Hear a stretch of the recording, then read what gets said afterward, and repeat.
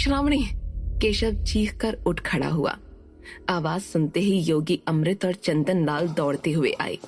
योगी अमृत की दिव्य औषधियों से केशव को जल्द होश आ गया था। उसके घाव जल्दी ठीक होकर भरने लगे थे।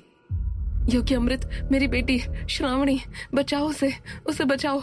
वो हरा नरभक्षी, वो मार देगा उसे। कौन नरभक्षी? शांत हो जाओ केशव।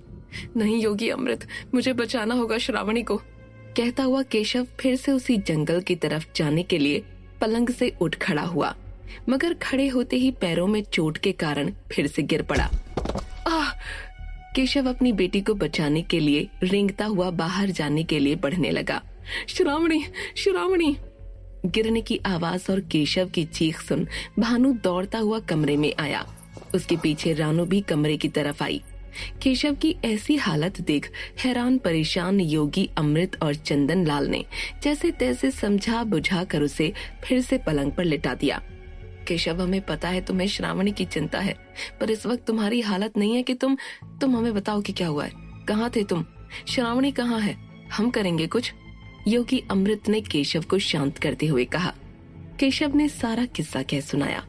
वो अदृश्य दरवाजा, दक्षिण का वो खूंखार जंगल, कैसे वो उस जंगल में पहुंच गया था, चांडाल आत्माओं का उसे पकड़कर पेड़ से उल्टा लटकाना, चांडाल आत्माओं का श्रावणी को यातनाएं देना, केशव का गोश्त नोच नोच के खाने वाले वो पेड़ जिनमें चांडाल आत्माएं थीं, अचानक जंगल में बिजली गिरना, श्रावणी के कानों से राय बहादुर की बाली का उतरना, बाली का खो जाना, उस जंगल की भूल भुलैया, वो हरे रंग का खूंखार नरभक्षी, सब कुछ उसने एक के बाद एक कह सुनाया और गिड़गिड़ाते हुए बोला, योगी अमृत, बचा लीजिए मेरी बेटी को, कुछ करिए।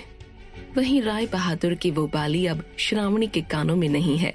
ये बात सुनते ही चंदन लाल, योगी अमृत, भानु की हवाइयां उड़ने लगी। वो काली शक्तियां फिर से आजाद हैं। ये सोचते ही उनका कलेजा पसीज गया। उसके विपरीत ये बात जानते ही रानू के चेहरे पर एक रहस्यमयी मुस्कान छा गई। अब क्या होगा योगी अमृत? वे आत्माएं भयनगर को तबाह कर देंगी, किसी को नहीं छोड़ेंगी। चंदन लाल ने परेशान हो कहा। उन आत्माओं का आजाद हो जाना वाकई चिंता की बात है चंदन लाल, पर बड़ा सवाल ये है कि ब्रह्म मुहूर्त के बीते काफी समय हो चुका है, यहाँ तक कि सूर्योदय हो चुका है। अगर उन आत्माओं की शक्ति सचमुच आजाद हो चुकी है तो फिर अब तक उन्होंने भयनगर पर हमला क्यों नहीं किया? ये सुनते ही एक बार फिर सब सोच में पड़ गए। ऐसा भी तो हो सकता है योगी अमृत की हमारे राय बहादुर उस जंगल में समय पर पहुंच गए हों और उन्होंने श्रावणी को बचा लिया हो और उन आत्माओं को कैद कर लिया हो। भानु ने उत्सुकता से कहा। राय बहादुर उस जंगल में है, ये जानकर केशव की सांस में सांस आई। उसे राय बहादुर की शक्तियों पर यकीन था। हम उम्मीद तो यही करते हैं भानु, पर उस जंगल में राय बहादुर की शक्तियां काम नहीं कर सकती। केशव ने जैसा बताया कि अब वो बाली भी खो चुकी है, उसके बाद श्रावणी के मिल जाने पर भी उस बाली के बगैर राय बहादुर का उन काली शक्तियों को कैद करना बहुत मुश्किल है। पर अगर उन्होंने वाकई श्रावणी को बचाकर उन आत्माओं को फिर से कैद कर लिया है तो फिर ये वाकई चमत्कार ही है। और इस वक्त भयनगर का यूं शांत होना, उन आत्माओं का यहाँ नहीं आना, उसी बात का संकेत है। ये सुनकर जहाँ सबके चेहरे पर एक बेफिक्री सी आई, तो वहीं केशव भगवान से इस बात के सच होने की, उसकी बेटी की रक्षा की प्रार्थना करने लगा। वहीं रानू अपनी चोटी के निचले सिरे को अपनी उंगली से गोल गोल घुमाती कुछ सोचकर अब भी मुस्कुरा रही थी। उसकी पीठ पर बैठी वो छिपकली अब धीमे से उसके कान में जा कुछ बोली, निहाल है। उधर दक्षिण के जंगलों में वाकई वो चांडाल आत्माएं कैद हो चुकी थीं। बाहर जाने का रास्ता न उन्हें यक्ष द्वारा मिल रहा था, न ही उन्हें श्रावणी कहीं भी दिख रही थी। गुस्से में तिल मिलाई, तेज सांसें छोड़ती, हुंकारती आत्माएं जंगल में यहाँ वहां भटक रही थीं। ये सब बर्फ की सिल्ली में कैद हुआ यक्ष द्युतकेतु पछतावे के साथ अपने जादुई सफेद गोले में देख रहा था। क्यों उसने आत्माओं को कैद किया? क्यों उस राय बहादुर और श्रावणी को उसने इन आत्माओं के सामने फेंक नहीं दिया? ये सोच सोच कर वो खुद को कोस रहा था। वहीं जमीन के फटते ही एक गोल सुरंग के रास्ते श्रावणी और राय बहादुर फिसलते हुए किसी अंधेरे कुएं में खोते जा रहे थे। पर सुरंग खत्म होने का नाम ही नहीं ले रही थी। मेरे कानों में चिल्लाना बंद करो, तुम चुप हो जाओ, चिल्लाने से जल्दी नहीं पहुंच जाएंगे हम। राय बहादुर श्रावणी की चीख से बुरी तरह परेशान हो चुके थे, पर श्रावणी की चीख, डर से निकलती उसकी चीख रुकने का नाम ही नहीं ले रही थी। पर तभी श्रावणी ने रोना शुरू कर दिया। अरे अब क्या हुआ? राय बहादुर ने झुंझलाकर पूछा। आप मेरे गाल क्यों छू रहे हो? देखो गलत कर रहे हो आप। श्रावणी राय बहादुर पर चिल्लाई। अरे मैं कहा? राय बहादुर अपनी बात पूरी कर पाते उससे पहले ही अचानक हुई रोशनी से राय बहादुर और श्रावणी की आंखें चौंधिया उठीं। उस गोल सुरंग का आखिरी सिरा दूर से ही दिखाई दे रहा था। सुरंग का अंत आ चुका था। राय बहादुर और श्रावणी के दिल की धड़कनें जोरों से बढ़ने लगीं, क्योंकि पता नहीं उस पार क्या है। दोनों को ही नहीं पता था। राय बहादुर पर चिल्लाती श्रावणी ने अब खुद ही डर कर राय बहादुर के हाथों को पकड़ लिया। इधर चंदन लाल कुछ चिंतित मगर कुछ निश्चिंत हो हाथ में अपने सोए हुए पोते को ले हवेली के बरामदे में चहलकदमी कर रहे थे। अगर अपने बेटे को चाहता है तो निकाल फेंक इस योगी और राय बहादुर को अपनी हवेली से, निकाल फेंक। आत्माओं की कही वो बात चंदन लाल के दिमाग में घूम रही थी। मालिक मैं हूँ वसु, छोटे मालिक मिल चुके हैं। वसु का वो खुश चेहरा, वो मरा हुआ कौआ, वसु का बेहोश होकर गिर जाना और उसके बाद डर के मारे कुछ भी न कह पाना चंदन लाल को परेशान कर रहा था। रह रहकर उसे अपने बेटे अजर की याद आ रही थी। उसकी चिंता हो रही थी।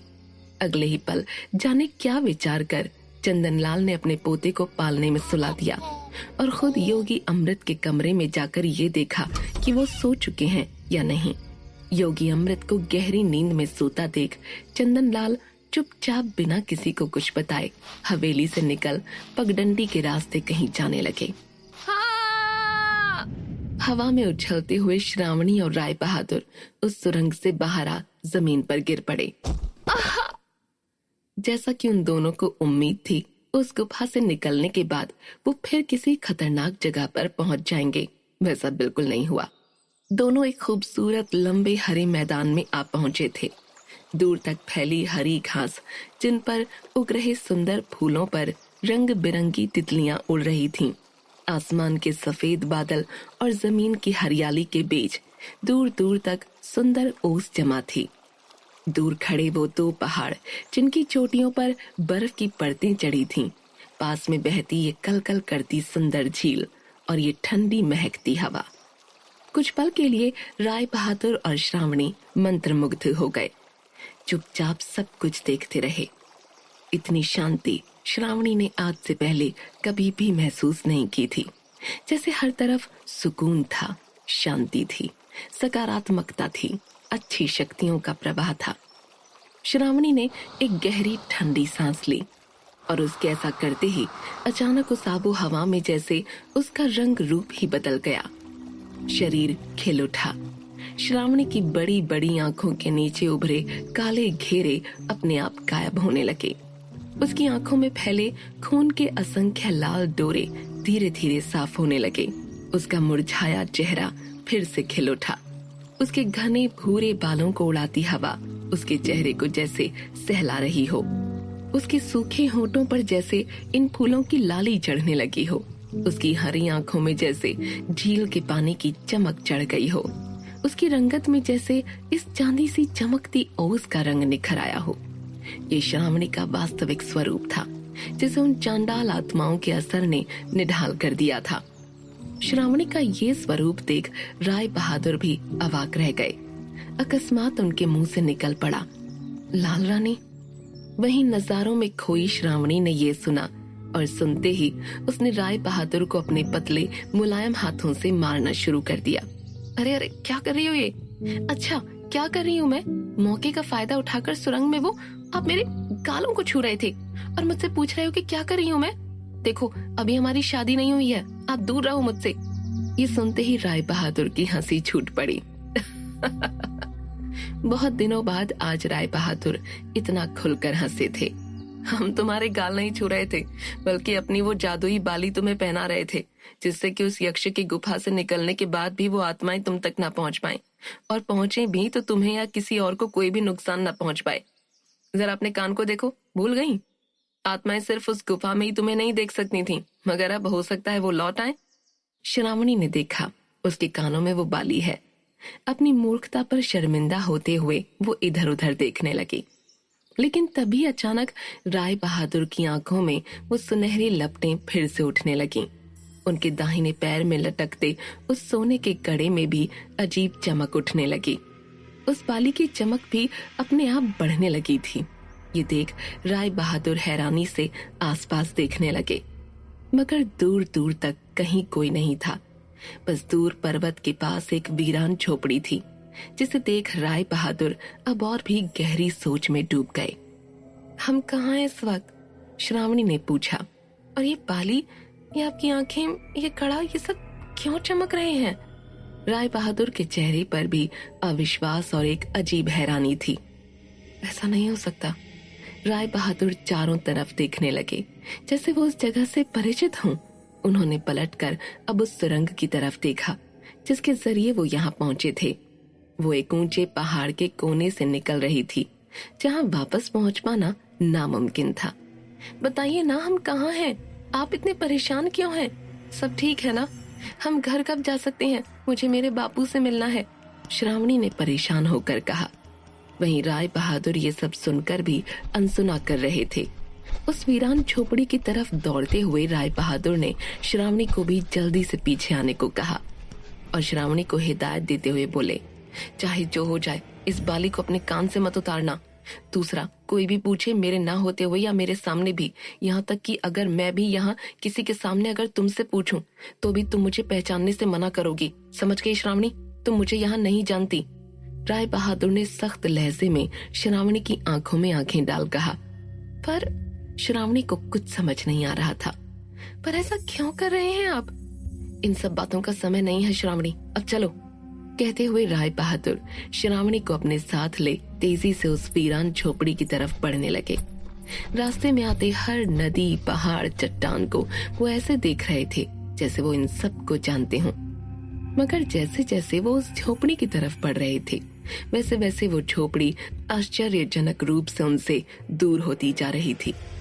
ये क्या हो रहा है? ये पहाड़ और ये झोपड़ी हमसे दूर क्यों होती जा रही हैं? श्रावणी को कुछ समझ नहीं आ रहा था। राय बहादुर भी हैरान थे। तभी राय बहादुर की नजर पास बह रही झील पर पड़ी। राय बहादुर ये देख हैरान रह गए कि सीधे खड़े होने के बावजूद झील पर उनके चेहरे की नहीं, बल्कि पीठ की परछाई दिख रही है। ऐसा कैसे हो सकता है? जब हम सीधे खड़े हैं तो फिर हमारी पीठ का प्रतिबिंब इस पानी पर क्यों दिख रहा है? राय बहादुर की नजर अब श्रावणी के हवा में उड़ते बालों पर पड़ी और उनकी हैरानी अब चरम पर थी। श्रावणी, ये तुम्हारे बाल, जब हवा पश्चिम की तरफ बह रही है तो तुम्हारे बाल पूर्व की दिशा में कैसे उड़ रहे हैं? ये कैसे हो रहा है? क्या हम किसी मुसीबत में हैं? श्रावणी ने डरते हुए पूछा। वहीं राय बहादुर की भौहें तन गईं, वे चौकन्ने हो गए। आखिर कहाँ है राय बहादुर और श्रावणी? राय बहादुर को ये जगह पहचानी हुई क्यों लग रही है? श्रावणी को देख राय बहादुर के मुंह से लाल रानी क्यों निकला? कहाँ जा रहे हैं मुखिया चंदन लाल? जानने के लिए सुनते रहिए भयनगर।